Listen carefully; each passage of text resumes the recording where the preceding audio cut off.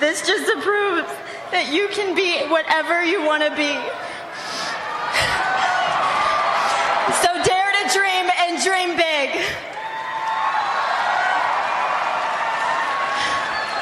And, sorry, I'm looking out here at every one of you, and the reality is that none of you will ever accomplish any of your dreams.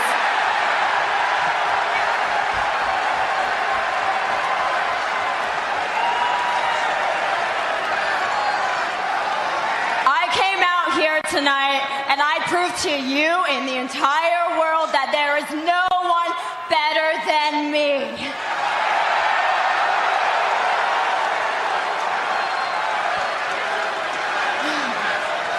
And you know what? The odds were clearly stacked up against me, and I still won. Even though every one of you, not a single person in this entire arena believed that I could win. And guess what, guys? I did. And tonight, I just proved in this Elimination Chamber match that there is only one true goddess in WWE.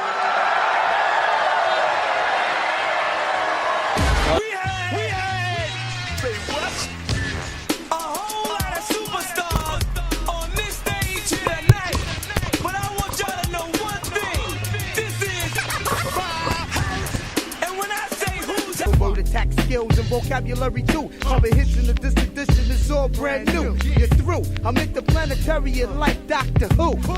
So who? Fuck your beef, no relief. I step on stage, girls scream like I'm Keith.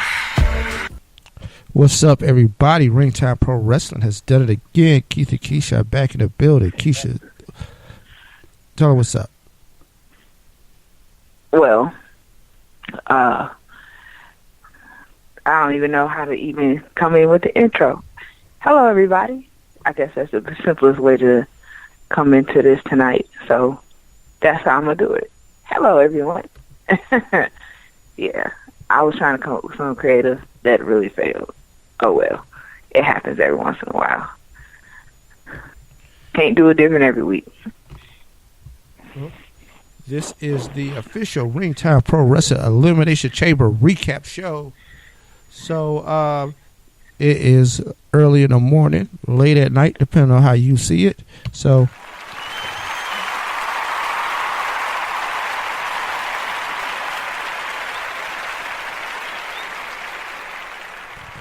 we are here to recap the Raw Bray as Elimination Chamber. It is the final Raw Bray pay-per-view of prior to WrestleMania.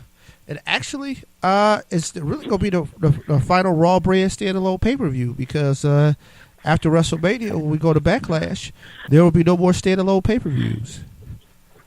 Yeah, I don't even want to get into that shit. The WWE has discontinued that idea, which they think it will be better for their overall pay-per-view product. Probably is a cost-saving thing, too, in the sense of they figure they can just run one event. This is what I'm going to say. If you wrote better, I think you can maintain the two pay-per-views. Yeah, wrote better, definitely. Developed better characters, and structured your matches better. You could have held on to the two pay-per-views. Like even with Elimination Chamber, Keish, I've seen the Chamber pretty much delivered to me like 4 different ways. Yeah, well, you had a gauntlet match on Raw last week, which, once again, I praise the performance of Seth Rollins. Amazing show of stamina, amazing show of talent. But guess what, Keish? You had the fucking Elimination Chamber without the damn Elimination Chamber. Right, exactly. Because Elimination Chamber is essentially a gauntlet match. The only difference is that, hey, you don't have to eliminate somebody for the next person to come in. So, right. Anyway, I'm going to go through the flaws of Elimination Chamber also because I thought it was a good event. I thought there were some good matches, but I thought the booking was a little too predictable, and I thought that how do I say this? The way they decided to finish some of the matches left a little bit to be desired. So we'll get right into it. First match, Women's Elimination Chamber starts off the show. Now, I commend them. They do that as the first match to get everybody into it, to get everything flowing. Even though, you know what, I'm going to write how we're going to fix wrestling. Just step by step. Because one thing I think we don't do anymore is build up the anticipation. We don't build up the card, right? Right. One thing I credit New Japan with is that they slowly built the card, right? So the first match on a big event is usually like I call it an old head match. Liger's gonna be in there, Tiger Mask. It's probably gonna be some guys who up and coming, some new guys. Next match, you might get you a tag team. Some people are slightly better. You know what I mean? But as the night goes on, it progressively gets better, right? Right. Like, they have like 4 title matches in a row. It might be, look, we'll go with the Never Open Weight. Next thing we know, we go with the IGP Intercontinental. Then we'll finish it up with the heavyweight title match. You know the heavyweight title match is going to be the main event because it's the heavyweight title. And why should anything be more important than the heavyweight title? Right. Simple stuff, right? Even with this Elimination Chamber. Little small things. Nuances, Keish. Nuances. Just to make the wrestling. Here's the thing. They want to do some new wave stuff with wrestling and they want to do new things. What's the most profitable eras of wrestling? Off the top of your head. You said eras? Yeah. Let's see. And they don't have to be in order, but just that you know of. Attitude, PG, Ruthless Aggression, and Golden. Okay. Those are the 4 eras that come off the top of my head. Okay. Correct. Now, I'm going to slide PG out of there, but Golden and Attitude are your 2 main cogs, right? Right. And even prior to Golden, there's the Silver. They have like different. Cornette had a breakdown of it because you got the era like in the 50s where it was. They have a term for it too because like when wrestling first came to television, like it was a big deal because it's like one of the most popular programs that they had. I mean that's why it's a staple to this day, which we'll get into some stuff later.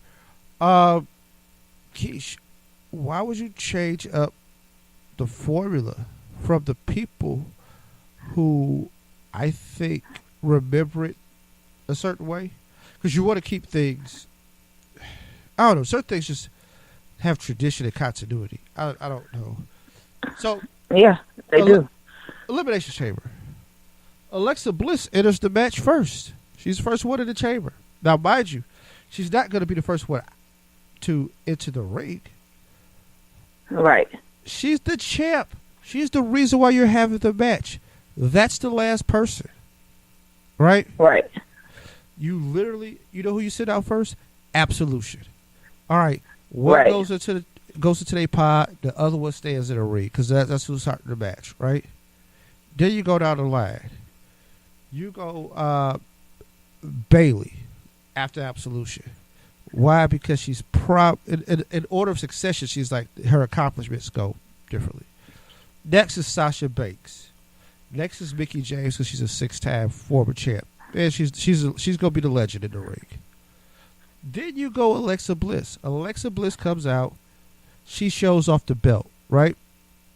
Then with the other 5 women who are in the match are already in the ring, you flash the belt to all of them. Why? Because that is why they're all here.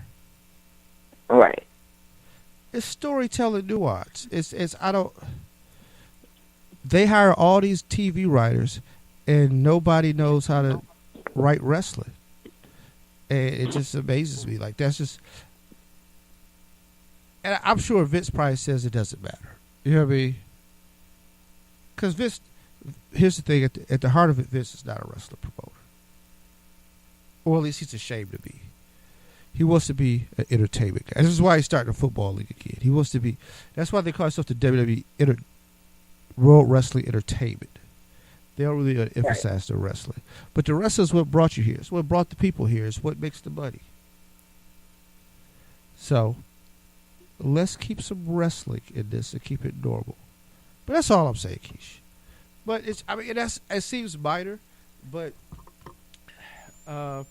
as any business professional will tell you, the minor things actually matter. And then, right. On the conference call, in the quarter, they like, how are we going to get the ratings back up? Easy, man. Do shit that makes sense. Here's the thing. We understand wrestling is fake, right? When I say fake, it's pre-scripted. It's not necessarily fake because the bruises and bones breaking are real. So, but let's call it scripted outcome. It's the same way that when you watch Captain America, you know he's not really a World War II hero frozen in time, come back in you know what I mean? Right. But you ever notice they go through painstaking details to make the science sound like it makes sense? So you just watch it and you're not poking holes in it.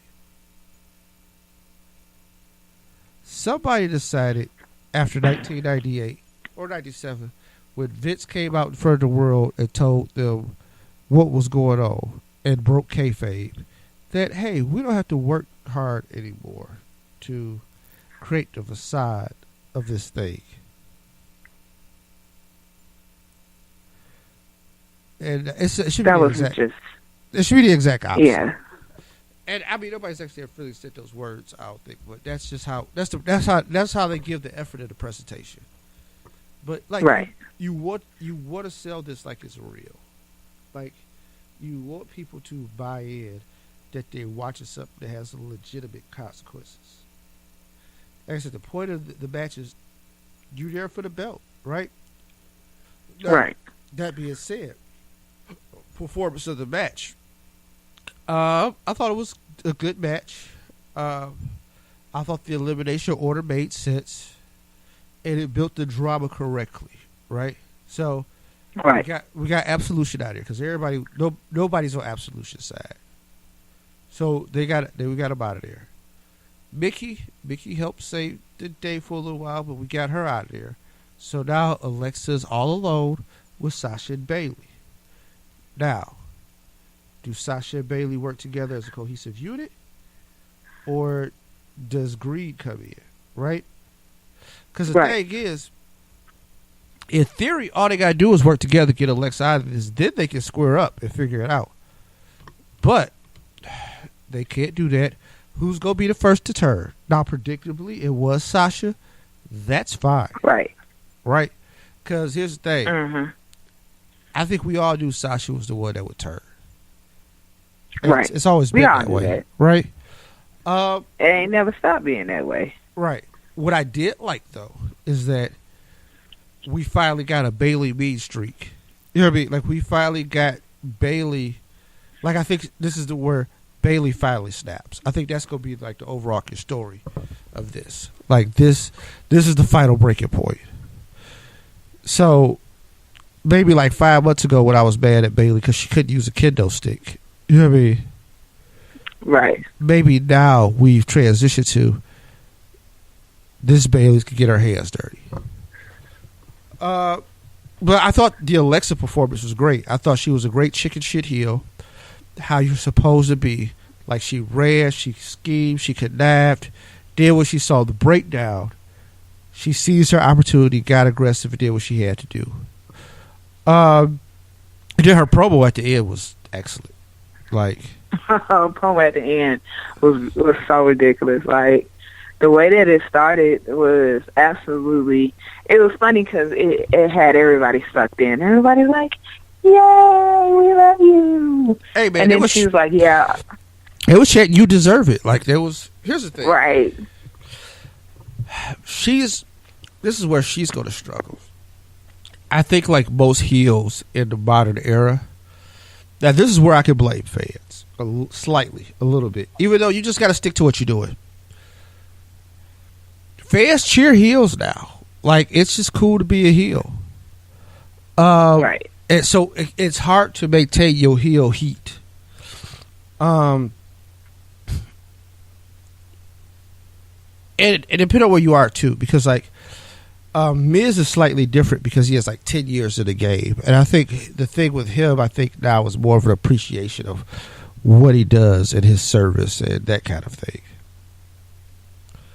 And the way certain guys get pushed and the way the part timers go, there's so much stuff that goes into it. It's like I think people just appreciate Miz. But the other heels, man, it's hard. Now I'll say this. I give Alexa credit because she embraces being a heel and she doesn't want to be cool, right? Right. It's just happening. Because one of the things too, I think what's happening with her is the appreciation. It's like, dude, she might be the best active heel in the company. Not like, oh, women's division or nothing like that. Like, you know, I'm not giving any of those kind of caveats. No, like in the company. Like, I think she might be the best heel. And she was on that way even when Charlotte was like being a heel. Like, also I think Alexa has an advantage of being short and, you know what I mean? Like that, her being like small in nature, I think helps because Charlotte being arrogant is one thing, but I think her 6'2", you know what I mean? Physically genetic, athletic appearance, on top of being the daughter of a legend, kind of. How do I say you? Even if she's cocky, you feel like she has a right to it. Right. Right. And I mean, she's so good. Because even like in a ring with Nia Jax, you don't look at her like, all right, she don't have a chance here. You know what I mean? Right. Like you look at her with Nia, you like, she gonna have to work hard, but I think she could pull this off. So I think it looks a little different. The optics are different. But Alexa is like, how are you going to? Alexa kind of reminds me more. Reminds me more of Rick. But let's say if Rick was like less physically appealing, because Rick still had the look of like, oh wow, no, he can hurt somebody for real. But yeah, she every week you come back to see like, how is she gonna figure it out? How is she gonna escape this way? She should probably lose this week, but she's gonna figure it out. Well, let me put it from my perspective. Think of Alexa Bliss when she was in NXT. Think of her when she was with, when she had the tag team with her, and it was, you know, she was fighting her way through everything, and like you looked at Alexa and it was kind of like, I don't know, Alexa, I don't know if she got it. You know what I'm saying? It wasn't a question of like, oh yeah, she's just gonna overcome all the odds. It was more of a question of, man, it was more of a statement of like, oh, she got a fight on her hands. Because of her, it wasn't just because of her size, it was because of her whole entire package. Mm-hmm. Like, Alexa is already like the smallest of everybody. So she's already in a position of, I have to be on top. Like, there's no other option for me. With everybody else, there's something with like Bayley and Sasha and Charlotte, and especially Charlotte. There's something about them that says, hey, she's going to be all right. You know what I'm saying? Like, you just know when they step into the ring, like, okay, yeah, they got it. You know what I'm saying? But with Alexa, I always question everything from the beginning because it was kind of like, like when Alexa got to SmackDown and she became champion, it was like, why is Alexa Bliss champion? But it wasn't a question of like her ring, her promos are awesome, like her presence is good. It was more like, how is she going to be able to defeat some of these women? Because when you start putting her up against a Charlotte, it's kind of like, man, like, is she really going to be able to compete? But Alexa was placed in a position to where she had to prove herself. And then once she was given that position, she excelled. And that, to me, is what started to make me an Alexa Bliss fan. Like, I wouldn't say I couldn't stand her in the beginning. It was more like I questioned it.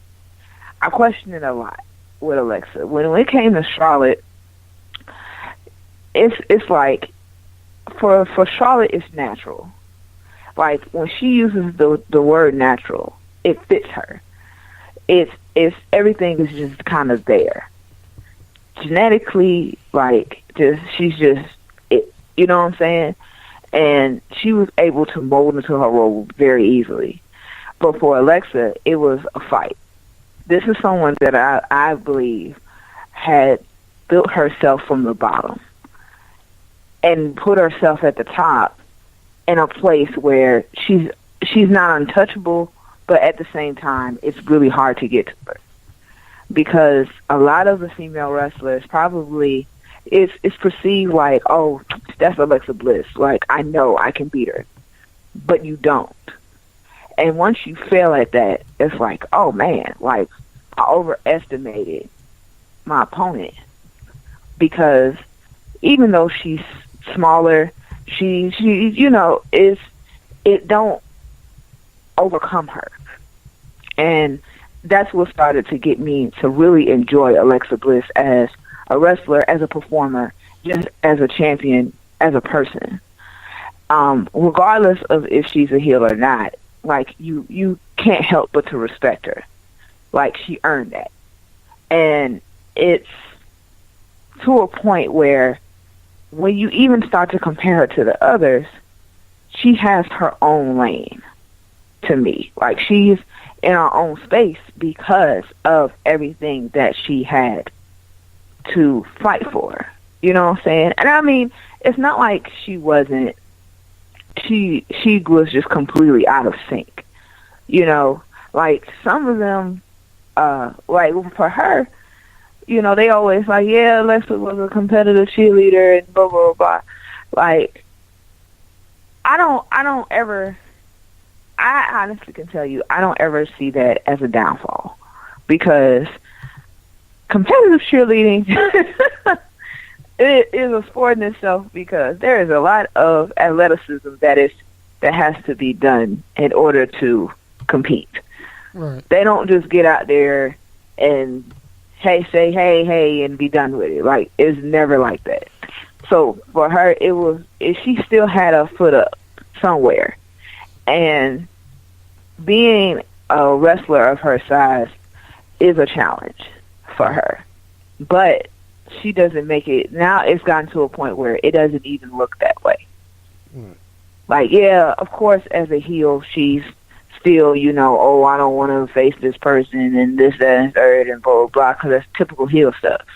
You know, you try to weasel your way out of matches and find any way to win, but at the same time, for her, it's become more of, instead of it being more of just complete dirty tactics, it's more like, yeah, no, I want to show you and get you to understand you can't beat me. Right. And I think that, to me, is what makes her so great. She deserves her spot.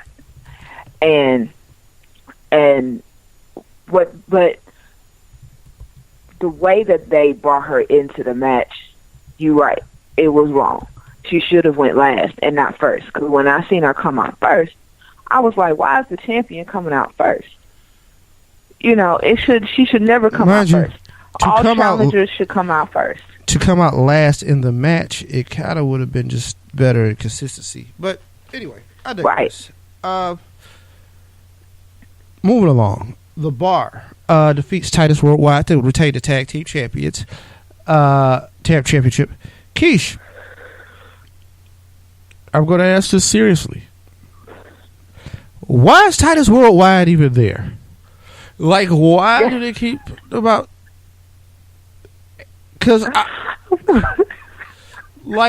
I'm just like, all right, cool. Like, they let them win against the Bar when it don't matter. Like, right. And then they go challenge for the titles, and then it's like, oh. And it's not even compelling. It's not close. Like, it's not a match where I'm like, oh, man, I want to see that again. I think they're going to get them next time. Right. Nope. I watched it like, all right, so they didn't have a tag team this week. Who's going to be the tag team next week? Like, right. Is the Raw tag team division that bad? Well, you know what? I wouldn't say it's that bad. I feel like a lot of the tag teams have been taken out for one reason or the other. You know what I'm saying? Like, the Hardy Boys have been split up because Woken Matt Hardy is in this feud with Bray and Jeff's not there. The Revival, you haven't seen much since one of them was injured. So it's like now they're trying to get back into the fold, but it's slow progression.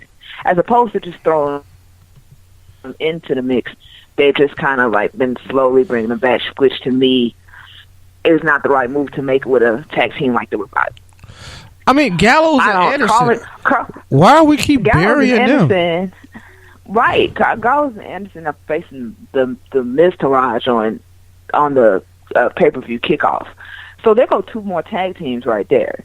It's like, it's not that they're bad. I feel like it's the bad writing. Well, yeah, I mean, it's not that they're bad, because Gallows and Anderson is one of the best tag teams in the world, and it's been proven. Like, I don't think that's like... Exactly. It's not bad writing. It's just a horrible utilization of your tag teams. Instead of them actually building on themselves and bringing them to this point where they can challenge for the titles, you just kind of been throwing them around. They just kind of been in the background in places where they shouldn't have been. And to me, Titus, this is why you get Titus Worldwide versus the Bar, because you don't put anybody else in that position. And that's, to me, and I understand, this is me playing devil's advocate a little bit. I'm glad that Titus Worldwide got the push that they did. But at the same time, it's like, why give them that push if this is what you do with them? Not only that, but there are other tag teams that deserve that push too, that would have been a way better off match for them. You know, it was a question of, all right, the Bar is facing Titus Worldwide. I love Titus O'Neil and Apollo Crews, but it's just kind of like, nah. I think personally Titus Worldwide would be better if like Apollo got his own singles push, and like Dana got herself a push, and like Titus was just there managing and, you know, that kind of stuff, as opposed to them trying to do what they're doing with them now. It's the creativeness in it is lacking, because now you have viable tag teams facing each other on a kickoff show. And it's like, why? You know what I'm saying? When you can, like, there could have been Gallows and Anderson versus the Bar. You could have had a triple threat. This could have been a fatal four-way. Like, there could have been many ways to do this that would have been more compelling, that would have been a better match to see, that would have been better off for the pay-per-view. It would have been better off in general.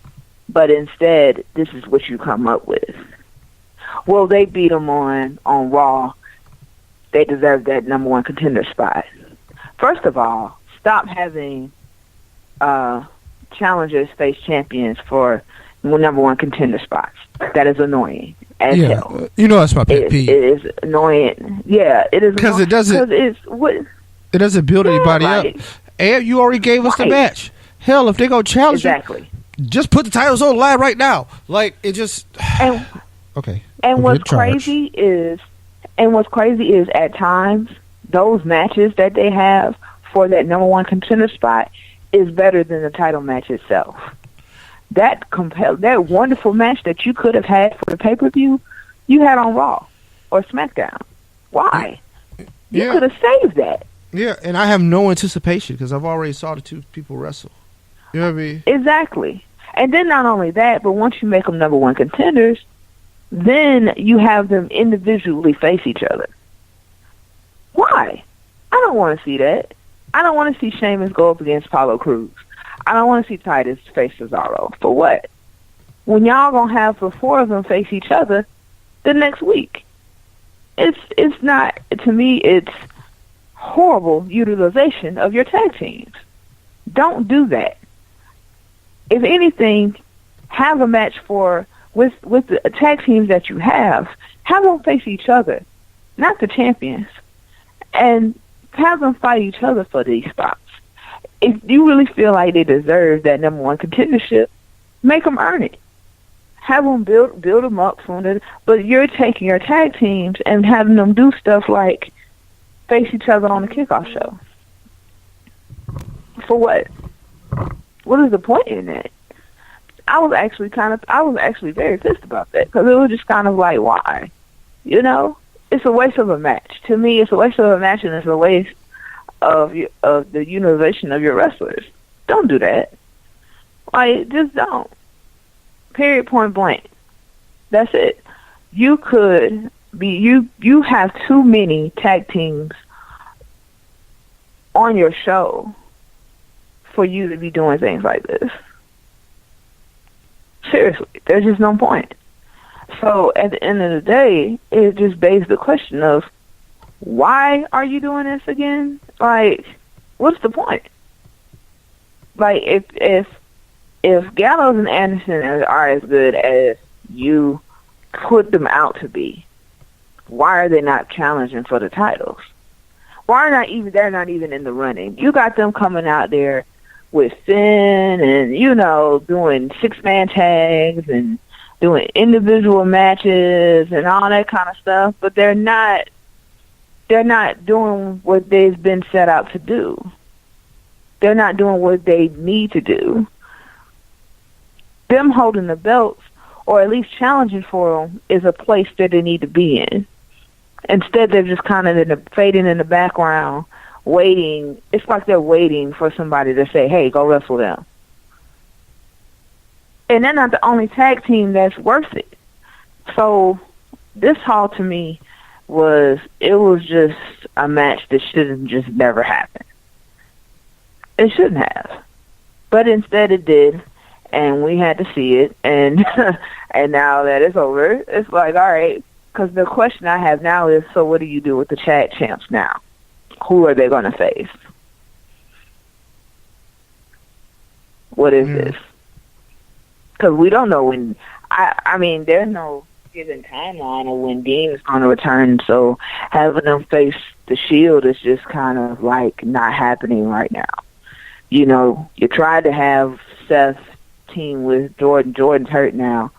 So what do you do? Give him another tag team partner? Which is, God, thankful.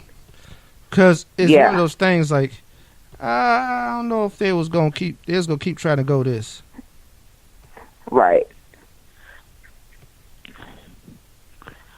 It was becoming horrible. Like, and Jason just is nerve-wracking anyway, so. But that's another story for another day. Yeah. Yeah. Yeah, it's kind of a... Like I said, I ain't glad he hurt. I'm glad that they have to move away from that story. Asuka maintained her undefeated streak by beating Nia Jax. Kind of predictable there. I knew Asuka was going to win. I knew Nia was still going to look dominant. Great execution of the match, though. Like, hey, Asuka pulled it out at the end because it was a match that, like, hey, she wasn't gonna win on points. She had to go for a knockout blow. She found her opportunity. She was able to get her pin. Nia was pissed. Nia went destructive afterwards. I just don't know what they're gonna do with Nia. That's the only thing that kind of gets me too. Is kind of like, ugh. That Asuka's her undefeated streak kind of complicated things because, like, let's say Asuka didn't have the streak, you could have put Nia over and just made WrestleMania a triple threat. But also, I think Asuka's undefeated streak is part of the thing that adds to her intrigue. So, that was a rock in a hard place. Ronda Rousey signed, and of course, the Kurt Angle thing seemed kind of weird, didn't it?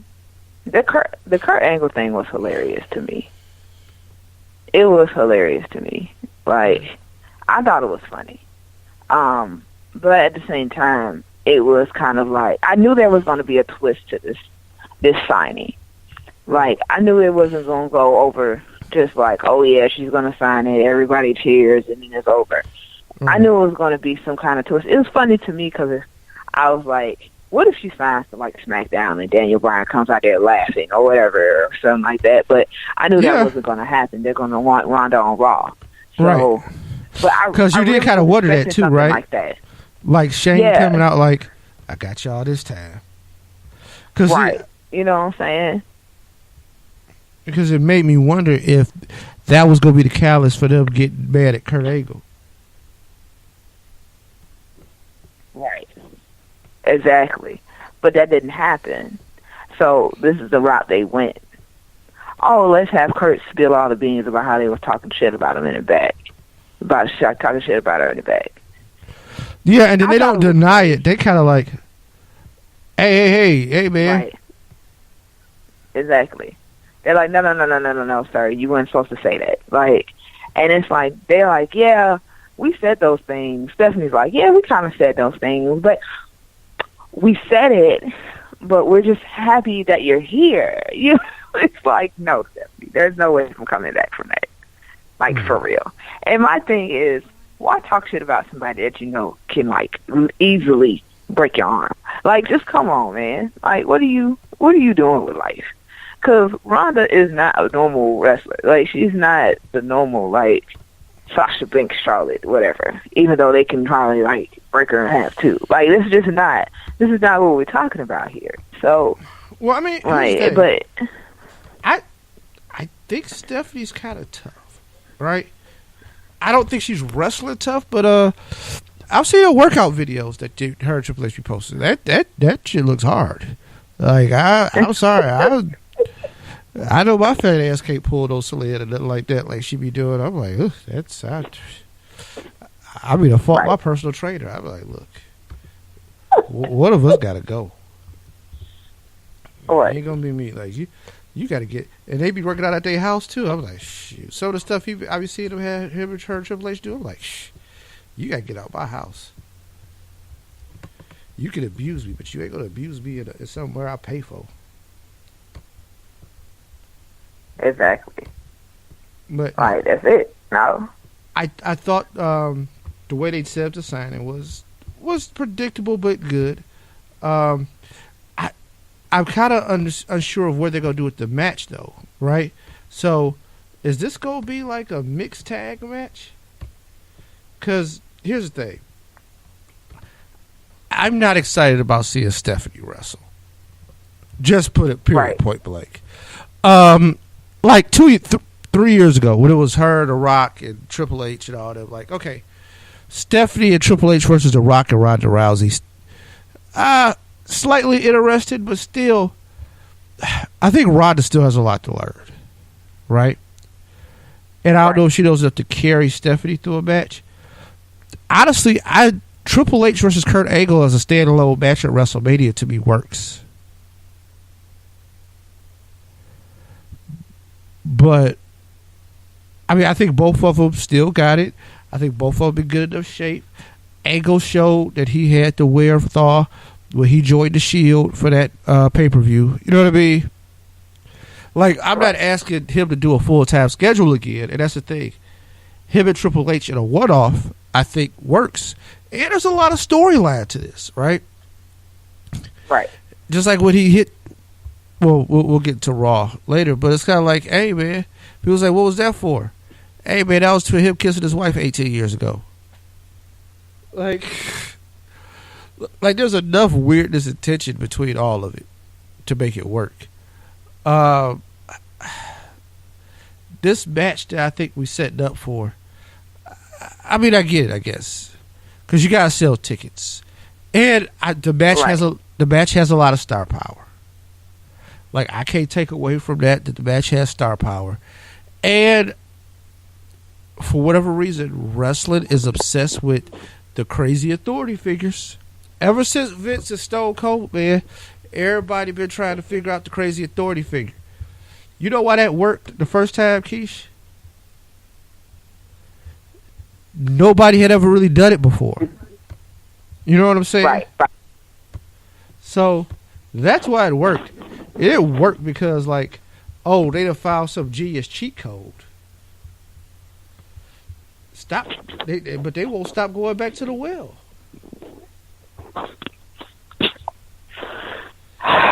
I guess they're still trying to mimic off of it, but it's kind of like now it's just redundant. You know, it's just like with the fans. Now, this is where I get mad with fans. They like, man, how come it can't be like the Attitude Era?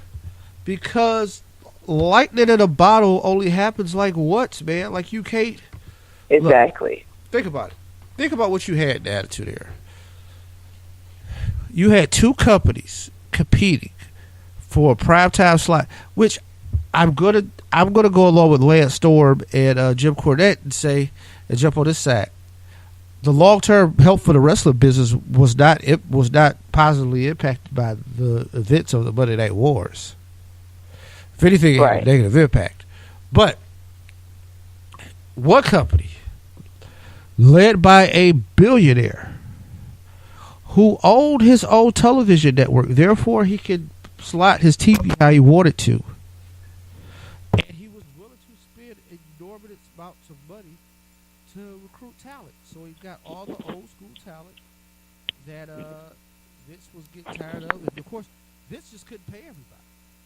That was part of the problem too. Like, some of those guys took those guaranteed deals for less dates, and they were like mid-card under these guys. Now, I will think, hey, it did pump up the money in the wrestling business. Like, I'm sure the boys were happy that, you know, they got paid. But other than that, like, I'm not sure how this all worked out. But yeah, just looking at it, just from the outside looking in. But I digress. It was just a perfect storm, right? Both of the television networks were convinced that this was a good idea. So, but on top of that, Stone Cold Steve Austin was lightning in the bottle. The Rock was lightning in the bottle. You got them both at the same time. I don't know if this is going to happen for the wrestling business again.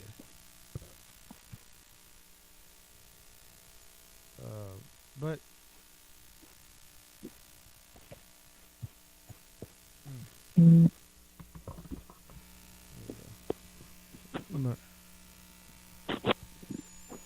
we gotta. It's a mess. Like, personally, I needed them to throw out this whole authority thing a long time ago. Like, it really just should have ended a long time ago. I understood where they were coming from when they first started it with Triple H and Stephanie, but then after a while, it just got boring. It was like, okay, this is retarded. Y'all just annoying. You're getting on my nerves. Like, and it wasn't in you getting on my nerves. Like, if I understand you're a heel and this is what you do. It was like, no, this just is a lack of creativeness, and y'all need to figure out something better. Like, for real. Like, the whole authority thing with Seth and them and it made sense at one point, but once it was over, it was kind of like, all right, this needs to stop now. So every once in a while, they try and resurrect it, and it's kind of like, no. Like, no, you still just need to end that. You know what I'm saying? Like, you You were doing great when y'all were separated. Y'all were really off TV a lot and all that kind of stuff. You know, I think that it should stay that way. I'm not saying that you should not be there every week or, you know, whatever the case may be. That's not what I'm saying at all. Being on TV is fine. It's just kind of like that part of it just needs to be a booking. Of course, Stephanie and Triple H are going to come out there and exhort their power because of their positions that they're in. That's what they do. This is what we know them to do. It's inevitable. But you're not going to be, you can't be a Vince Stone Cold type of dynamic if it's a different person every time. You know what I'm saying? Like, at least when that happened, it was them two, and they incorporated other people into it, but at the same time, we understood where the feud was, where the rivalry really is, who we're really looking at. In this instance, that's not the case. With Stephanie and Triple H, it's a different person they're targeting every time. Well, so it's kind of like, now y'all just all over the place. Yeah, well, his thing is, on my nerves. We didn't know Vince McMahon was a rock star in 1997, right? Then, on top of that, like I said, you had two of the greatest transformational superstars in the history of the business. I mean, Austin probably is the biggest draw. His peak, year by year, event by event, probably his biggest draw in the history of the business. The Rock became so big, he became the biggest movie star in the world. So, right. That, I mean, you probably won't get that back to back. You know what I mean? And it's kind of like, it's like anything else. Like, people talk about the great eras of stuff and like, why can't we have that back? That's what made it great. That's why, like, it throughout history and anything that you've ever researched and looked at, there's small gaps of time that are great, and then they're followed by lulls that just ain't that spectacular. You want music? Exactly. Well, I mean, television? I don't give. Anyway, the whole idea of like, we want to get that back. Calm down, moron. But exactly. But them keep trying to reduplicate it is even worse. The thing, like I said, the thing that made that work was that it was new. So you know what you have to do now? Something new. Stop trying to keep doing the same thing. But that's what happened when people go corporate. Corporate don't understand that. I don't care what level, what business you in. Corporate doesn't understand shit, man. Anyway, woke Matt Hardy defeated Bray Wyatt, Keish. Did you think that it interjected some life into this feud? No. I don't. I'm sorry. Like, I just need that to be over. Like, it's... Yeah, you know my theory. Like, they squatted this a long time ago. Like, they pissed this away a long time ago. Now, I'll say this. I still like the idea of them being a tag team. Right. Because that makes perfect sense. Because this crazy dark side tag team of weirdos, I think, who have like, both of them have a crazy following. So, that you really can't explain. So, I'd have them do the little entrance where Bray do the Fireflies, and then all of a sudden you hear Broken Matt like, yeah, and then it just goes, and everybody start delete. Hey man, and then they do what they do. The one then you can break them up later. That they don't do, right? But the one thing I ask that they don't do is incorporate one under the other. Like, don't have Woken Matt Hardy joining the Wyatt family. You know, don't have them do that. Don't have Bray, like, being woken. You know, it's like, don't do that. Because that's something that I can see WWE doing, is trying to create a dynamic between the two to where one becomes like the other. No. Keep them as them separate selves. Keep the individuality between them two. Just put it together in a tag team. That's all. That's all you need to do. You need to have them be the person that they are, working together. That's it. That's exactly as simple as it needs to be. If they did that, then yes, this tag team thing would work just fine. But if they try to change one to be like the other, or or try to have one lead the other, then it becomes a problem.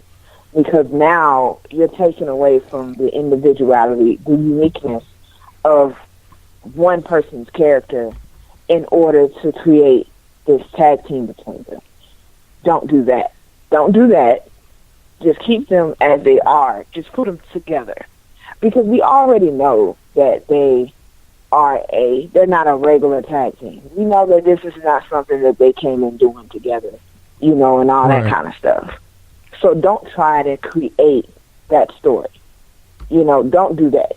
Because we've seen it happen of course you've seen it happen when like Bray was leading the Wyatt and like Daniel Bryan became part of the Wyatt family, or Randy Orton was, you've seen it happen with different wrestlers. Right. But now it's just Bray. It's just Bray. There's none of that going on. Don't have Matt be put into that kind of dynamic. Don't do that, because fortunately they don't. To me, will destroy the idea. No, fortunately they don't have the luxury of cultivating a family kind of thing to do that with. So I guess they don't have to worry about that. Finally, Roman Reigns defeats Braun Strowman, The Miz, Seth Rollins, Finn Balor, John Cena, and Elias in the men's elimination chamber. Keish.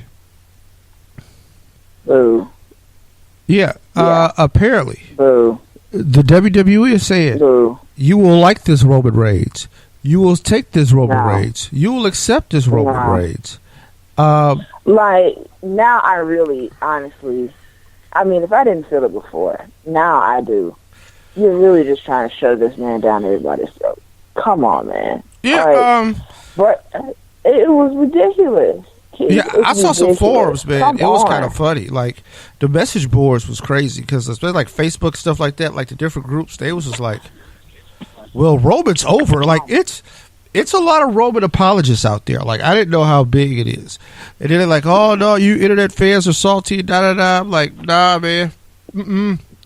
Nope. This guy just ain't, he ain't the one. And right. First rule is, don't try to tell people who's the one. You got to let them decide, and then you get behind it. And, Roman was ruined 4 years ago, and I'm not going to go into that too much anymore. The thing is with this match, the way they booked it, it just made you pissed off more. Because Braun Strowman put on the greatest elimination chamber that has been seen, though, to this point.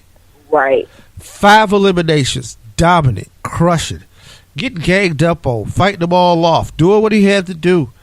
Boom, just pitted them, taking them out one by one. Now he's left with Roman Reigns. And then Roman, Superman punch, spear, pin.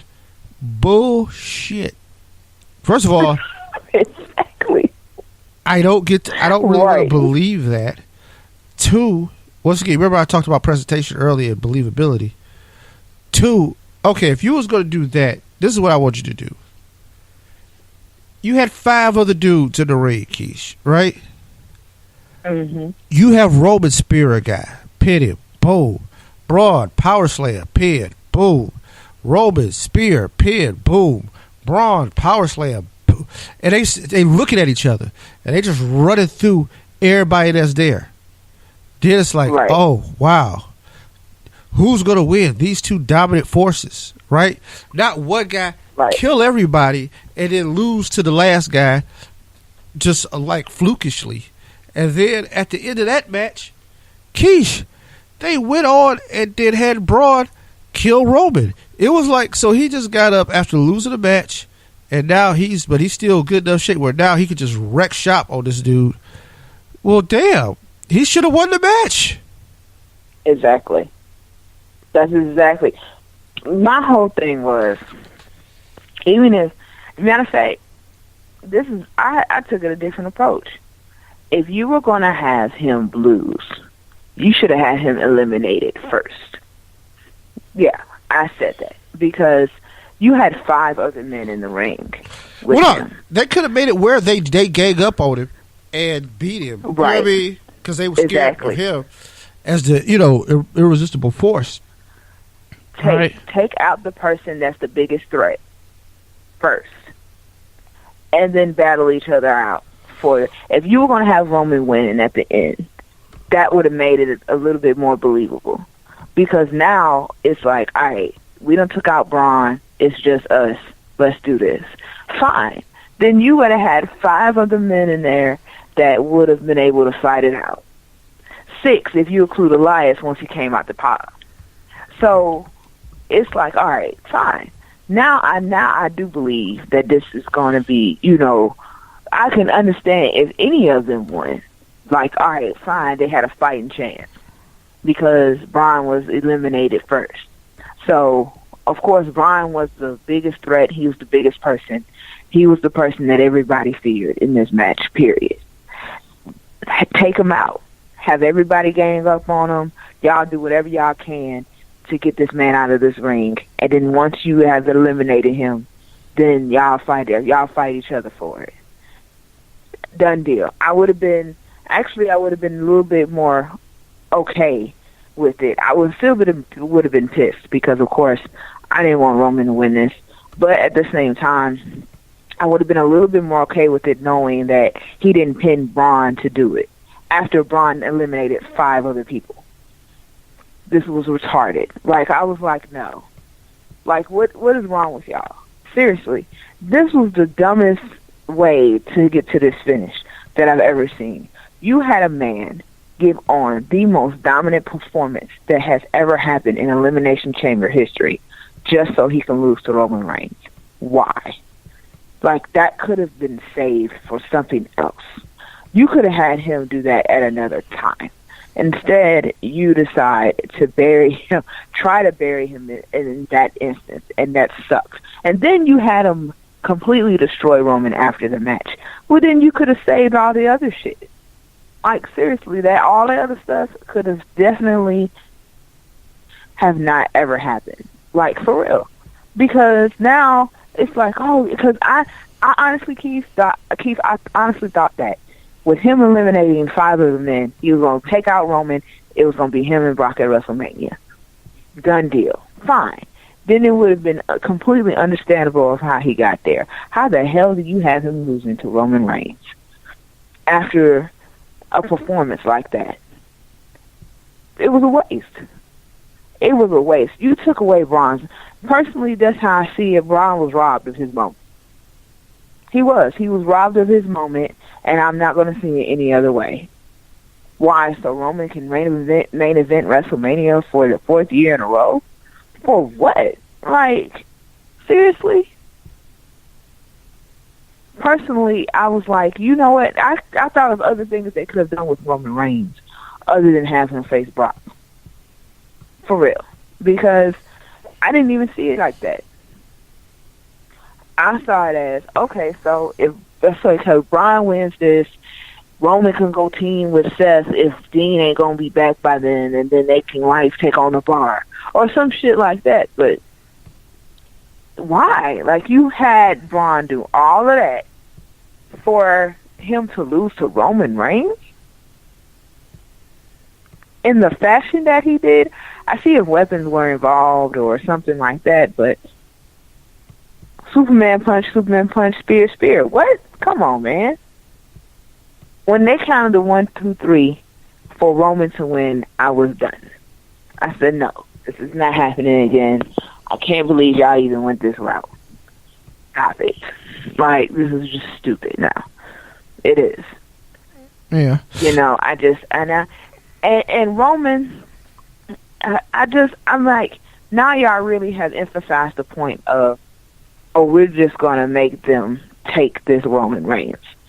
No, like, come on, man. For real? I don't understand the logic behind things when they do things like that.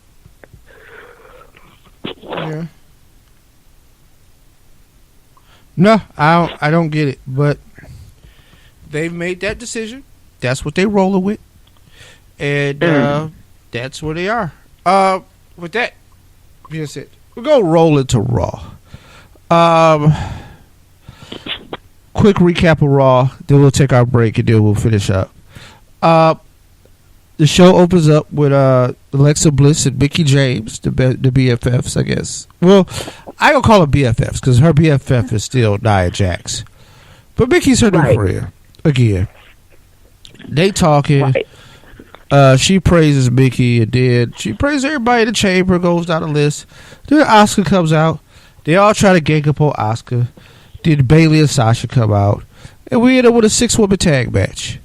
Which Asuka, Bayley, and Sasha end up winning. But the most interesting development from the match is Sasha goes for a tag and Bayley backs up like, you ain't tagging me.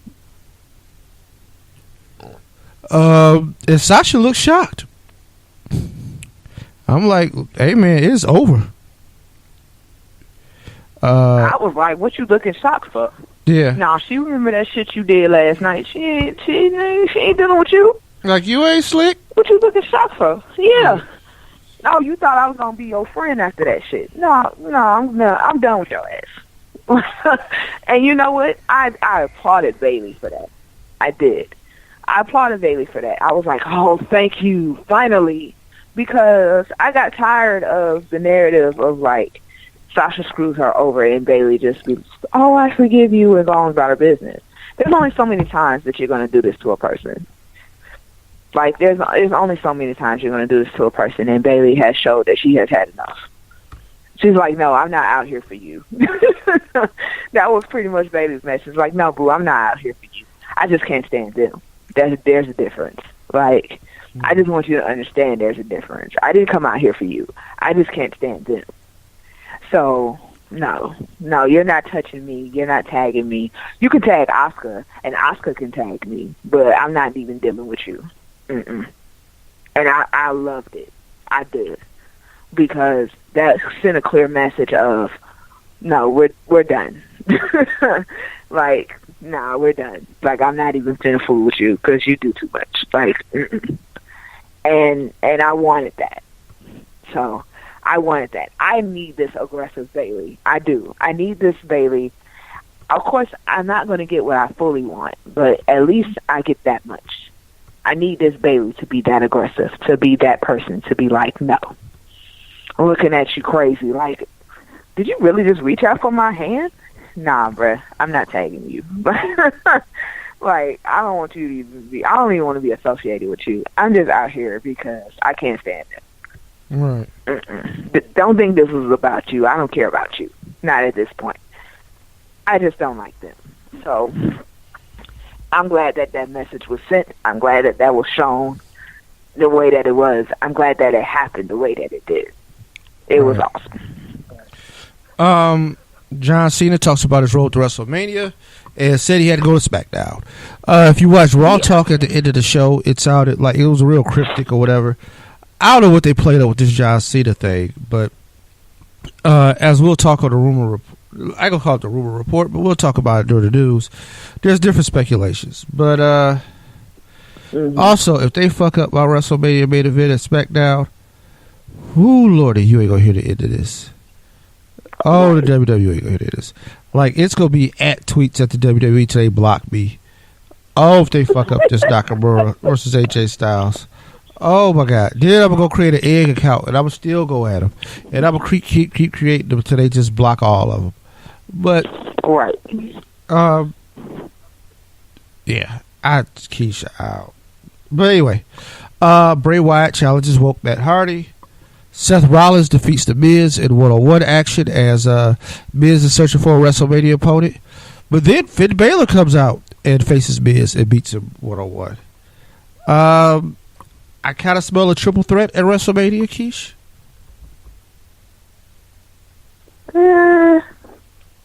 I mean, I guess that's the route. Because I think they all want to be involved. I think this is really good for the IC title. Two guys the caliber of Seth Rollins and Finn Balor pursuing the belt. Now, and The Miz is like a perfect heel foil, and that guy's done a lot for that title. a lot for that title. Also, what I said, I felt like Braun should have won Chamber, but Rollins or Baylor winning Chamber to me wasn't a bad idea either. No, it wasn't. Finn, It wasn't first at ever all. Universal Champion, never lost the belt. He got hurt, right? So then, him versus Brock is an interesting storyline because he's smaller, Brock's bigger. You know what I mean? How do you make that work? You got the underdog versus the monster. Seth Rollins. Similar, but Seth is bigger. Not so much an underdog, but Seth, I'm the man. I'm coming back. Brock, hey, he remembers that Money in the Bank cash in. You know, like it's right. The things write themselves, Keish. That's all I'm saying. But I digress. The Bar defeated Titus Worldwide in the 2 out of 3 falls match. Once again, Keish, why the fuck is Titus Worldwide there? Right. Keish, you know how you get a 2 out of 3 falls match? The feud is so compelling that we got to finalize it, and we got to know that we're going to come away with a true winner, right? People have to be winning and losing back and forth. Right. Nope. We have a 2 out of 3 falls match just to have one. Braun Strowman defeated Elias via DQ. I hope this is not the feud that they're going to pursue going into WrestleMania for Braun. Oh, right. I mean, I don't know. Ronda Rousey confronts Triple H and Stephanie, which leads to the weird scenario of Kurt Angle apologizing and saying that it wasn't what he said the night before wasn't true, which is also weird too because he's kind of said, "Hey man, look, I need this job, so I'm gonna do something." You basically just told everybody in front of everybody that I'm gonna say something that's not true because I need to keep my job. But then Triple H decks Kurt Angle before the show. The show ends, and then you show Ronda standing over Kurt. So I think this match is official. Or getting close to being. Right. So, we'll see how that all goes out. But with that being said, we'll do our break. And then we will be back to finish up the show. We got news, we got birthdays, which is always our favorite stuff because who doesn't like a birthday? It's your birthday. Oh, no. Well, it's Keish Madness. So, yes, I said it. I sure did. I want everybody to understand that March is Keish Madness, and that's just how it goes. So every birthday in March is an awesome and wonderful birthday. Because who doesn't like to be born in March? That's all I'm saying. But we'll get to that later, We're definitely going to get to that later. Yeah. Yeah. Don't be like that, Keith. You know you love me. Don't you think you're being just a little bit too hard on the franchise? Can't you see that the franchise is a man with a broken heart? Put yourself in his place. Haven't you ever had your heart broken? No, I'm the man who goes out there in just a few short minutes to achieve my destiny as a heavyweight champion of the world. But I can't help to think of Shane Douglas, a broken man. And despite what he may have said about his addiction to women, I have to know what broke Shane's heart was not a woman, was not a female being. It was the belt.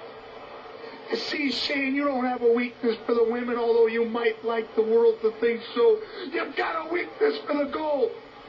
That little symbol that tells you you are an important man in this world, Shane, that you're not a mid-card wrestler.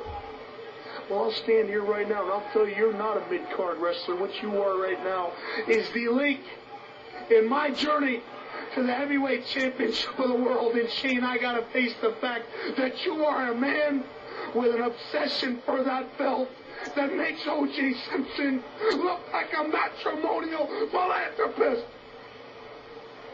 So Shane, you don't look at Cactus Jack and say, hey, my best friend is on his way to fulfill his destiny. You look at it like hate. My best friend's trying to nail my old girl, and he might do it better than me. Well, Shane, snap out of it and call this one down the line, or I'll send you down the line on a very rocky road to Stanford. Bang, bang! Here you have it from the challenger, Cactus Jack. Tonight, it's our television. Cactus Jack in that previous promo that just aired said that Shane Douglas' obsession with the gold makes O.J. Simpson like a matrimonial philanthropist. Mick Foley is crazy. Crazy. That always has been, always will be. So we are here with our birthdays. Coming through. March 1st was busy, Keish. Busy. Gerald Adnan had a birthday on March 1st. You may remember him from the Sergeant Slaughter and Colonel Mustafa thing. Mike Tenay, broadcasted legend, TNA guy. WCW guy. Like, I don't want to, like Mike Tenay was, one of the guys who hung around to the end over there in old WCW. Scotty Riggs was on March 1st. Emma's birthday was on March 1st. Kyle O'Reilly celebrated a birthday on March 1st. Big E. Langston celebrated a birthday on March 1st. But the biggest Big E is birthday, a March baby? Oh, man, yeah. I didn't know that. See, well, I love him already. The biggest March birthday would be March 1st would be one Booker T. Huffman. Can you dig it, sucker?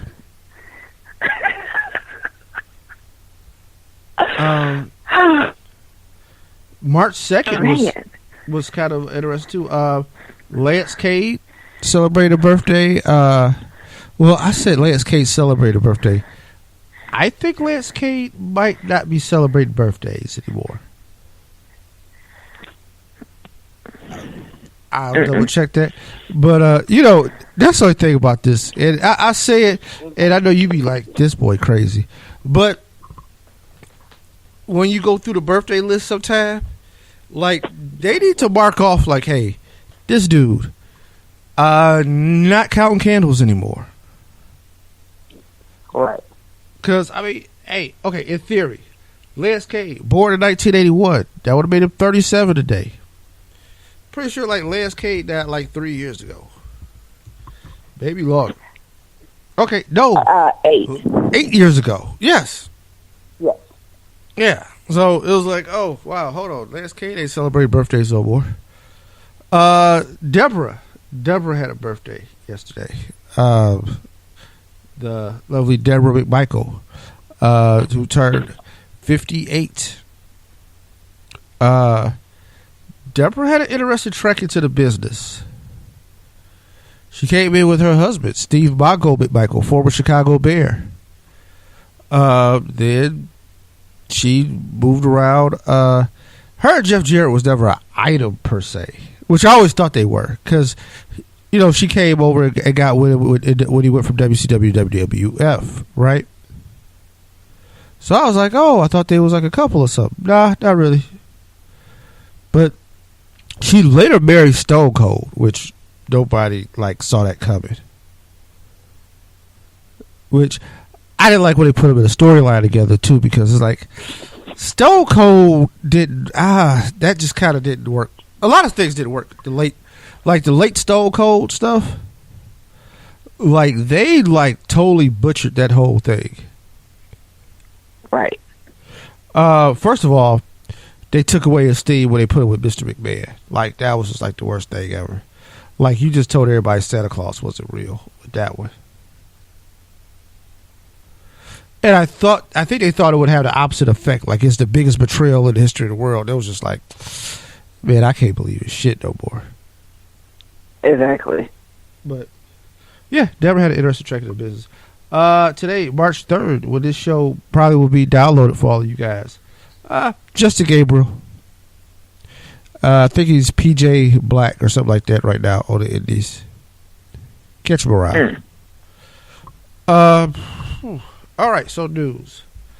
Keish, that Fox WWE talk stuff is heating up.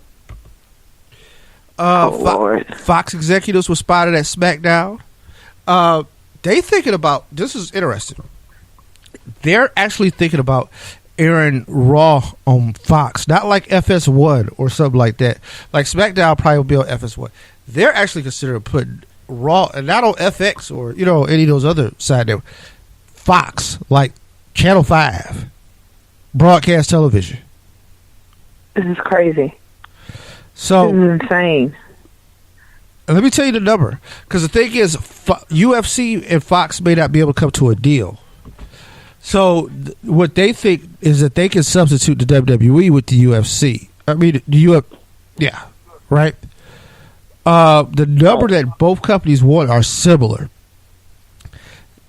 I think they trust the WWE a little bit more, because people don't really talk about the UFC like they used to.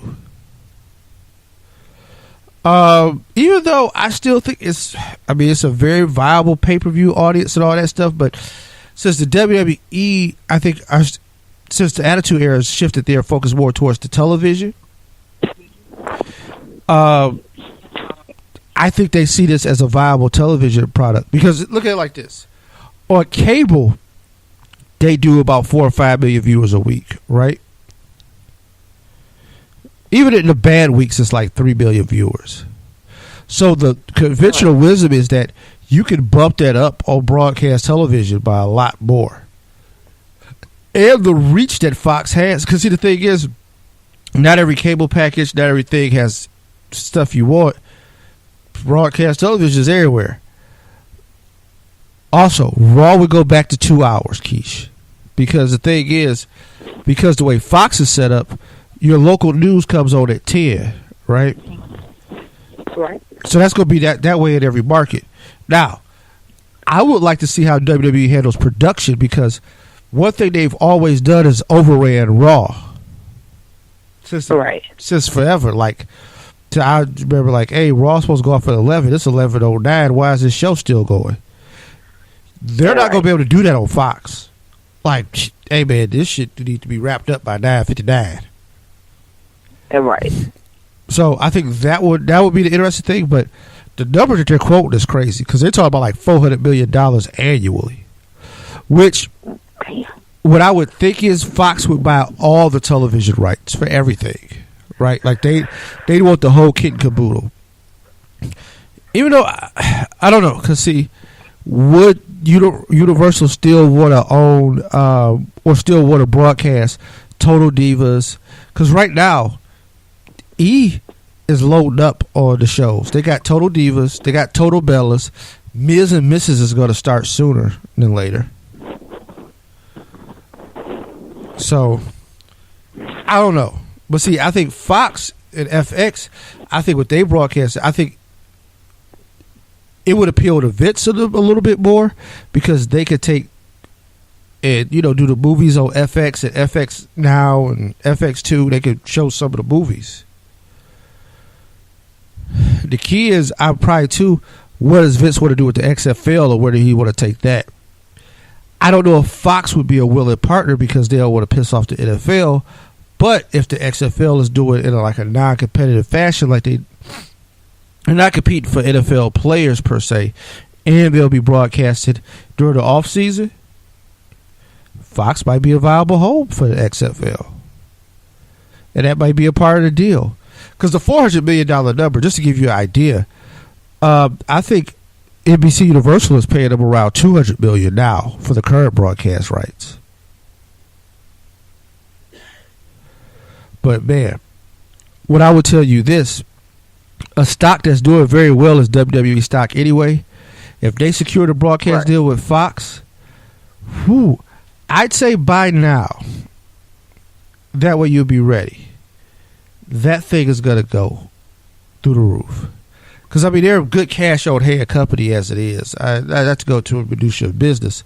But I kind of wish I would have bought in a few years ago when they had hit the slump. Like prior to the network launch, the stock was struggling a little bit. It had filled out like $7 a share. And I was looking at it then.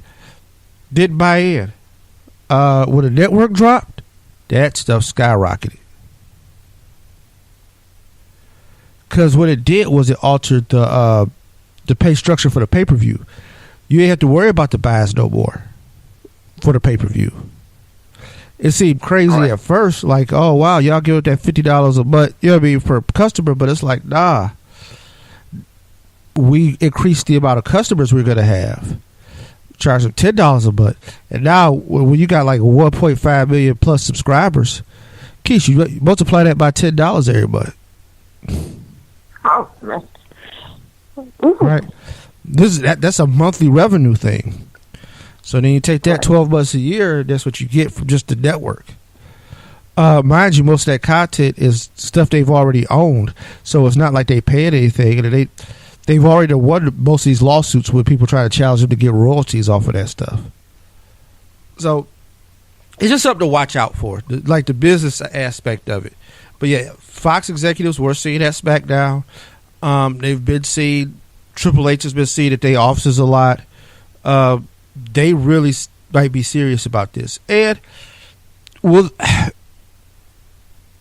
this is interesting also because I don't know if NBC Universal wants to pony up that kind of money. Right? I don't think they do. I don't think they do. Now, the question is, would ESPN pony up that kind of money, aka Disney, right? Because the mouse makes all the decisions.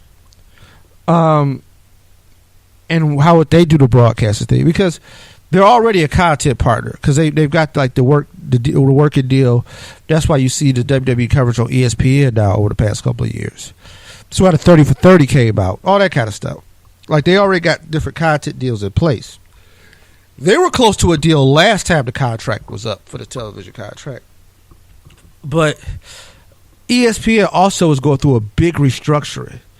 And Disney fired a lot of people to make some moves. But they also acquired those assets from Fox when Fox sold off. That's why Fox has the money to pony up money for stuff like this. Crazy all the way around. Like, I don't know if they'll be committed to put that much money into a single product. But they've shown that they like to spend money on rights. So, right. Who's going to step up? Who's going to pay? And I kind of wonder with the WWE, it's kind of like... But I guess, look, from a business side of it, I get it. Raw and SmackDown, let somebody else pay for that. Like, y'all travel all around the country. Y'all got these big production trucks and da-da-da-da. Let somebody else pay for it, right? Right. But part of me is like, shoot, if y'all just put that stuff on the network,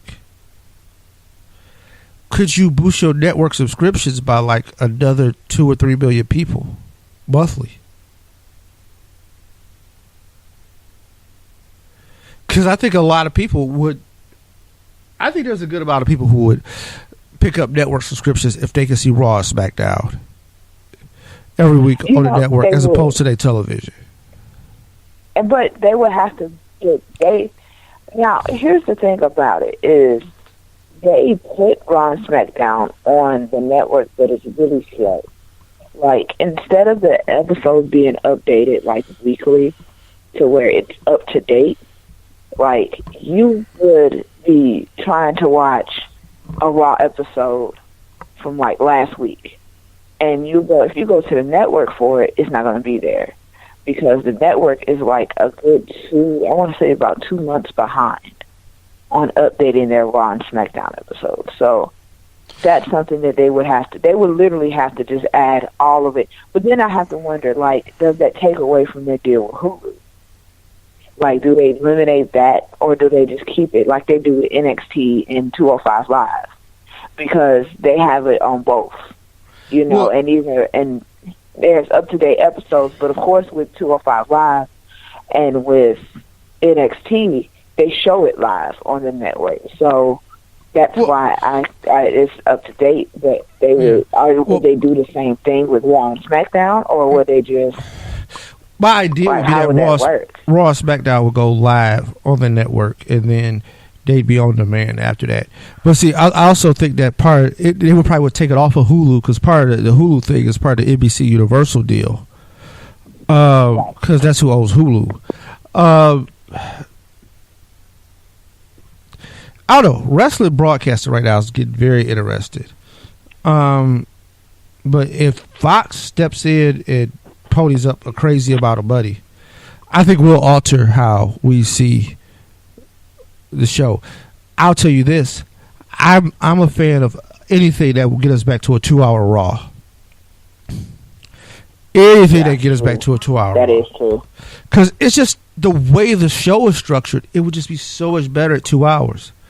And I think they write themselves in holes with the 3 hours, and they overexpose the talent, because your main event talent comes out for the first segment, then they come out for like they're on the middle of the show doing an interview, then they come out for the main event. It's like, shoot, like make it special.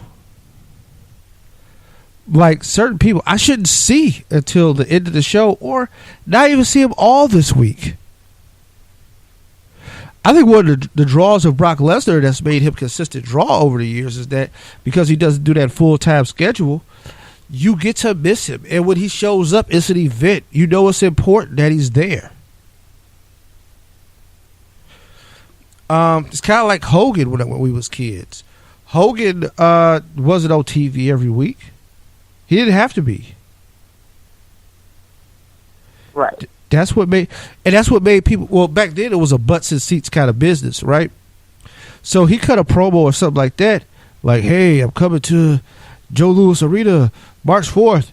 You went to Joe Louis Arena in March, because guess what? You wouldn't go see him on TV again till the pay-per-view, and not everybody could afford pay-per-view back then or watch the pay-per-view. So it wasn't no network or nothing, and it wasn't no way to stream it. You had to pay for that. Right. So, hey man, $34 on the pay-per-view, $34 live. Out. But see, like I said, the business was structured towards selling the pay-per-view and selling the live event back then. It's not how the business is structured now. Attitude Era, once again, long-term ramifications. Might have set it up for the television. So, slightly in the rumor report era of this, right? You know there's this big buzz about Rey Mysterio coming back for WrestleMania, possibly facing John Cena. That sounds retarded. Okay, now, mind you, Rey is a big name. John's a big name. Not necessarily the same pantheon, but okay. A lot of people say that's a smokescreen, though. The idea is that even all the crap that we're going through now with Cena, that he may face Undertaker at WrestleMania, right? And that it'll be a surprise, and they try to set it up as a surprise, You know what I mean? Is Undertaker will be like a surprise opponent. Mm-hmm. But this is what the other side of the rumor mill is saying. This is why you can't trust the dirt sheets. You don't know what to believe. Right. The Taker thing ain't gonna happen. Taker ain't in the shape for it. Taker don't want to do it. Like yada yada yada. Right. The way they finished the Roman Reigns match last year, I think it pisses all over that if you bring Taker back for Cena. Cena should have been the match last year. Quiet as kept. Taker Cena as your main event, well, or semi-main or whatever, I think would have had more impact, and I'd have put Taker over. Yeah, true. Right? Now Taker is 24-1 or something crazy like that. You know, I would have never broke the streak, but that's besides the point. Well, now I can understand, but you know what? It helps me to understand why they set up Brock and Roman for WrestleMania. Remember when Roman beat Undertaker last year? Right. Heyman did a promo on Raw and was like, now it was at some point after the fact. Heyman did a promo on Raw and was like, now Brock wants to focus on the other person in the 23-2 of Undertaker's streak. You know what I'm saying? Because there's only been 2 men to beat Undertaker at WrestleMania, Brock Lesnar and Roman Reigns. So I get now, I kind of get now how they're going to go about this setup of Roman and Brock. The only 2 men that ever beat Undertaker at WrestleMania are now going to face each other at WrestleMania. The only issue I have with that is they've wrestled each other at WrestleMania before. So this is nothing new. It's not like, they've never wrestled each other at WrestleMania in the ring. Well, it's like this never happened.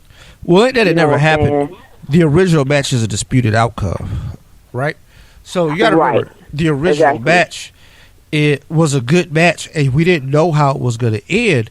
And then Seth Rollins cashes in and just totally sidetracks everything. So there's a debate who would have really won that match. So now, there's no Money in the Bank briefcase. Nobody can interrupt this match. Mm-hmm. So now we get to have a true finish in a true one-on-one, because I don't think they had a true one-on-one since, because every other match after that was like a triple threat or a fatal 4-way or something like that. So those two haven't had a true one-on-one since. So there is some slight intrigue. Word on the street also right now, Braun is being kept free just in case there's a snag with the Roman Brock match, and Braun needs to be substituted into the match. If he does not get substituted in the match, he'll face like Elias, or he'll face Samoa Joe or something like that at WrestleMania.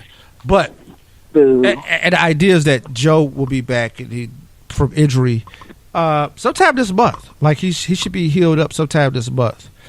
And I guess they got to figure out what to do with him once he comes back. Which that Raw after WrestleMania, I expect Joe to like choke somebody. I don't know who, but he's going to choke somebody. Probably Roman Reigns, but he's going to choke somebody. But yeah, that's the idea, because Roman Reigns may not make it to the main event. So they say. I mean, here's the thing. So once again, it's all speculation, it's all rumor. There's this filmmaker is claiming that he's going to release new information about this steroid ring. Remember the Roman name came up with steroid allegations and and we was like, that ain't nothing new. That's why they ain't suspended him. Apparently, they have some information that he may still be dealing with these people. Yeah. So it's revelation by a filmmaker. Reporter John Bravo recently released interviews with former Addicts Gym over Richard Rodriguez regarding his steroid distribution ring. Richard Rodriguez is the guy who's supposed to be the one who was getting the steroids out. Now, remind you, this is the one that, like, hey, he's supposed to have these Hollywood actors and all this other stuff that was involved in getting the roids and stuff. Like, this is deep, because this is beyond, like, remember when the Benoit thing came out, and then, like, that doctor had a bunch of wrestlers on the hook, and it was a bunch of Hollywood entertainers and stuff like that. Then there was the doctor with the HGH and stuff like that. So this is similar, but it's kind of like, it's not a doctor that's actually involved in this. This is just like some underground stuff. Which, kids, note to self, if you're doing something illegal, you ain't got to be the one to get yourself caught. Right. The problem is that illegal stuff, there's always somebody who screws up. And guess what? They may not screw up on the thing that y'all doing illegal in y'all thing. They might do something totally separate, because criminals tend to do criminal type shit. Right. And when they get busted, hey man, nobody's trying to do that jail time. Y'all watch the first 48. All them stop snitching t-shirts and all that, everybody who wear them should take them off. Because you lied. Right. You're fraudulent. You go tell soon as you get folded. And I don't blame you necessarily, because, hey, man, it's why I don't commit crimes. Because, hey, man, a whole lot of people got to go to jail. Exactly. I ain't that stand-up of a guy. And I like to think I'm a stand-up guy, Keish. But, hey, man, if they tell me it's like 5 years, look, and I can get it down to like 4 months, hey, y'all should have been committing crimes. Not with me. This is the interesting thing about earning my master's right now, because that's actually the topic of discussion in one of my classes. Is that, like, we just talked about jailhouse informants, and the other thing was plea bargaining. That's a whole nother story, though. Whole nother story. So, Yeah. I ain't getting going too much into that. But, yeah, it's funny because I understand the argument. It's like, look, I ain't finna be doing all this time for all y'all. You can forget that shit. Like, if I'm going down, everybody coming with me. I ain't got time for this. Just no. Just don't commit crimes with me, because I don't have time for it. Like, I'm not gonna do it. Yeah. Like, yeah, whatever. Half of y'all gonna be telling anyway. So, I mean, I might as well be one to go ahead. Now, Like, this is an interesting case, too, because this Rodriguez guy is saying, like, look, because, I mean, the names on this list is like Mark Wahlberg, Josh DeMille. Like, it's a lot of Hollywood names that's implicated. But Roman is the which is crazy. most high-profile wrestler. And the guy Rodriguez, see, this is the thing, too. When people get involved with guys like this, these dudes are slime buckets. They tell everything because they try to get paid. They try to get book deals. It's all kind of crazy. But the WWF is trying to protect themselves. Now, they haven't suspended Roman yet. So, something tells me they feel like this is old news and they got some coverage on it. Mind you, too, also, they got a legal team that's ready to box. Vince McMahon boxed with the feds over this. Like 20-some-odd years ago. And won. Nobody boxes with the feds and wins. Vince beat the feds. So, he's not really worried about this, I don't think. But the cloud of steroids has been over that business forever, right? Right. They pride themselves having a strict drug testing policy, But like this guy Rodriguez, he's like, man, those physiques are unattainable without drugs. He's like, you can't be 250 with 4% body fat. And I'm going to say, I don't know. Like, shit. I mean, fuck. But All right. It'll be interesting how it plays out.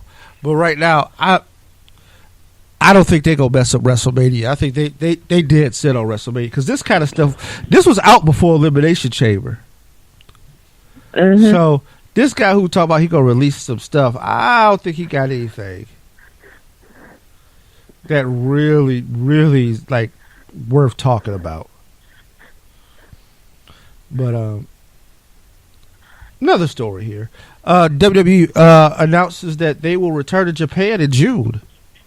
So, yeah. Like, I think that's a good idea.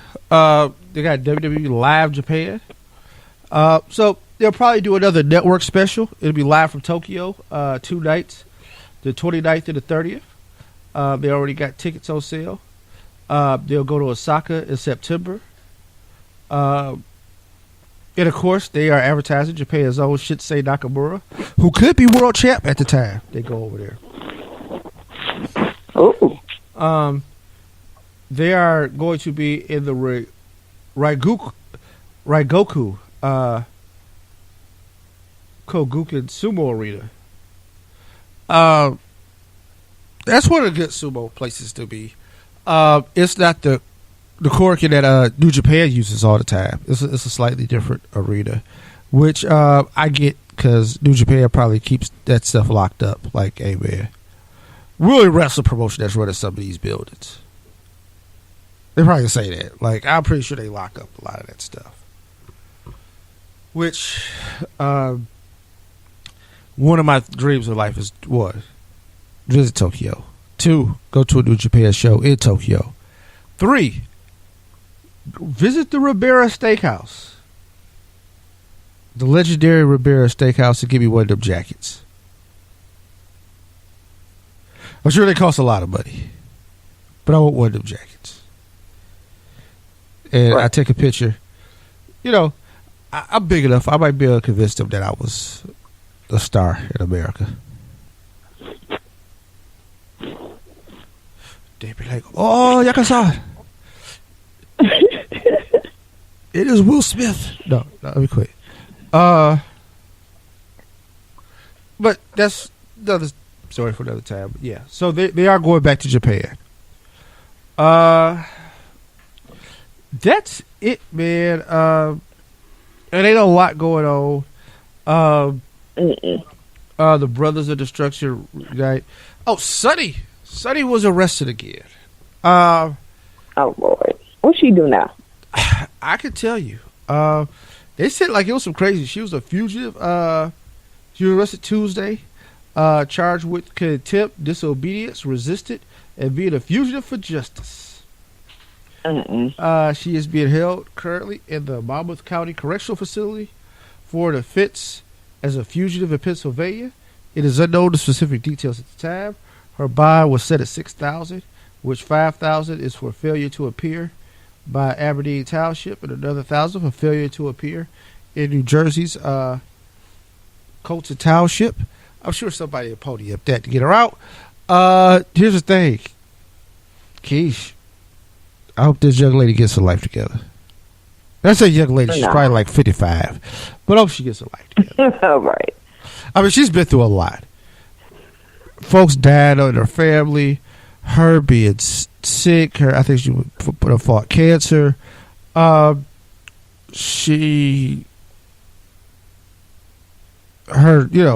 love of her life that killed herself. Even though part of that because she was messing around with Shawn Michaels. I don't know. It's just it's a crazy long story. But you know, when people have substance abuse issues and stuff like that, I just hope for the best for them. Because that's a bear.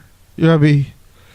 That's a bear on your back. Like, I'm not here to beat up on her or nothing like that. Because obviously, once again, some of these websites and some of these self-righteous writers and stuff like that, man, they just like, whoo, they going in. And it's like, hey, I don't know that lady life. And the things I do know is like, it's been a rough go. You know what I mean?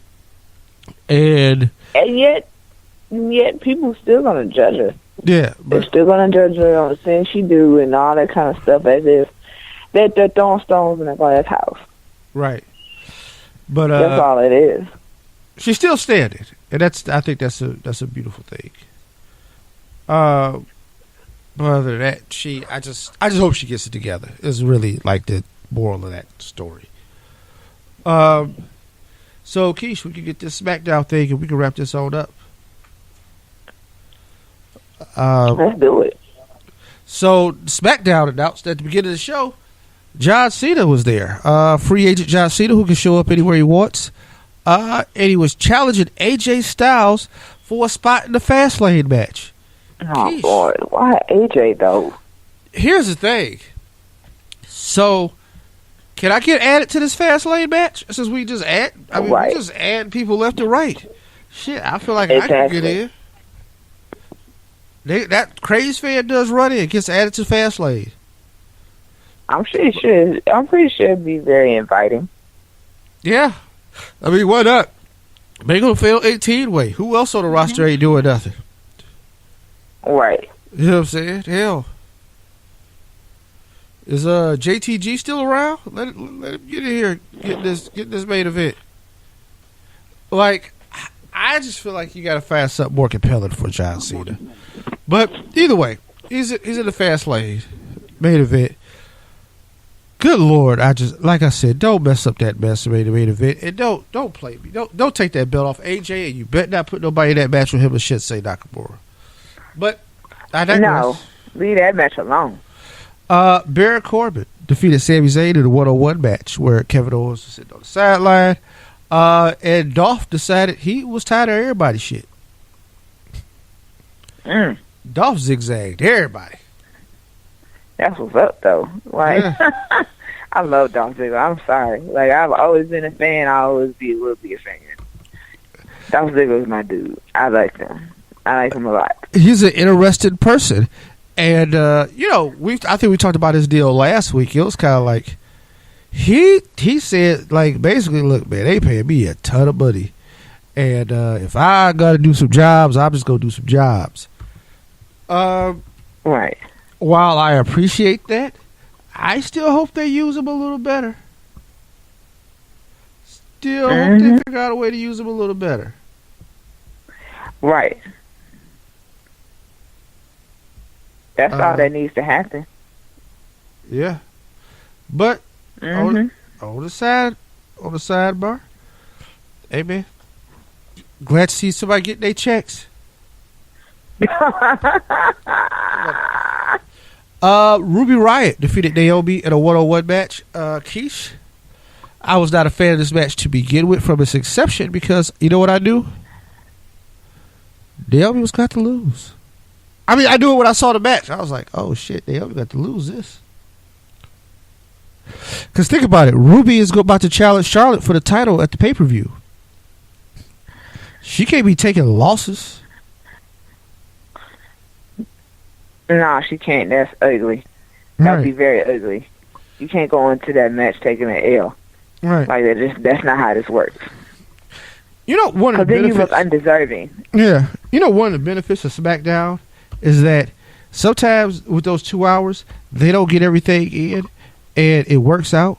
Because you know who you ain't seen in a while? Carmella. Yeah. Not lurking around with a Money in the Bank briefcase and all that kind of stuff. Like, yeah. No, but, you haven't seen her at all. But hey, whenever she pops up with that briefcase, it's going to be like, oh, snap. Oh, snap. Like, what's going down? Right. You ain't got no sense. Yeah, but I'm just saying, it doesn't. You don't need to do too much. And it works out. Right. The Usos start talking to the New Day, and they rekindle their rivalry.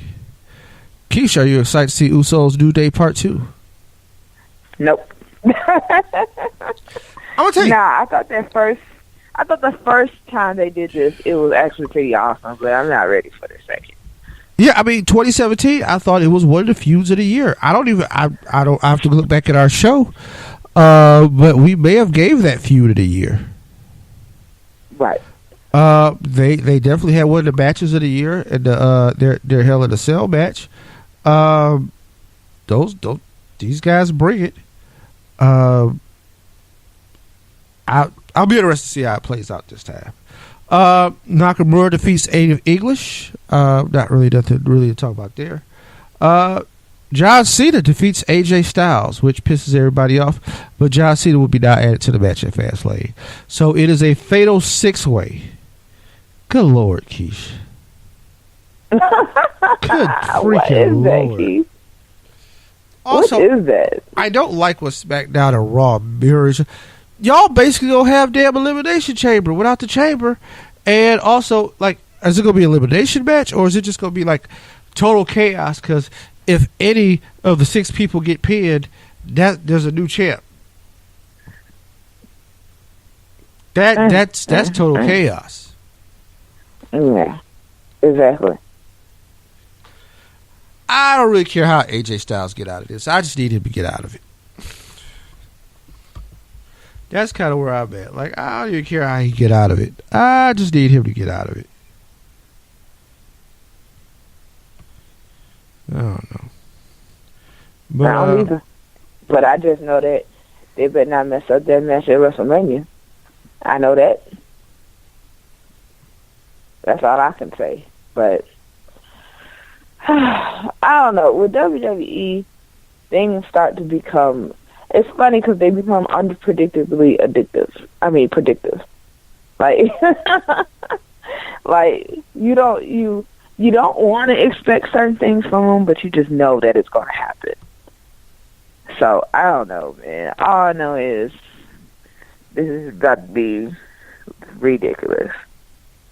I really honestly just can't wait to see exactly how they're going to resolve some of these situations that they got going on.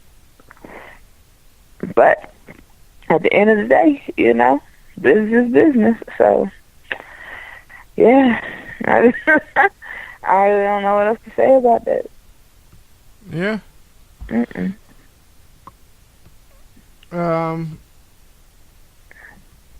All right. With that being said, Keish, is there anything you want to add? Anything you want to throw in? Because we are towards the end of our show. All right. Well, almost 2 hours of wonderful wrestling content. We'll be back next week. That's right. It will be our March 9th episode, which is the AKA Biggie Smalls episode. It is AKA the Keisha's birthday episode. That is correct. We have done a lot of Biggie tribute episodes. We always record on March 9th or around there somewhere, so that's why we do it. Yeah, of course. But yeah, so all that's going down. Other than that, shout out to baby sister Jessica. The baby shower is going down tomorrow for Prince Messiah. Yes, that is correct. I don't know if it was Prince Messiah or King Messiah. Okay, Prince Messiah. We're saying Prince. All right. My nephew. Remember that name? Yeah. We got a nephew. Yes. We've waited a long time for this. I think we're prepared. Thelma Quinn has her first boy as a great-grandchild. You're right. After a string of like 9 consecutive girls. Yes. Right. The first boy has came. All right. It's a big deal. No pressure, Jessica. You gotta deliver this thing. But as the conversation me and her had the other day, she was like, so when you have a boy, his whole life is planned out by everybody around him? I said yes. Basically, it is. Yeah, pretty much. Because, right. It's a totally different situation. I've already scripted out and produced how my Sports Center profile is supposed to go with about 20 years, when he credits his uncle for being one of his inspirations before he's the first pick in the draft. But Keith, come on, man.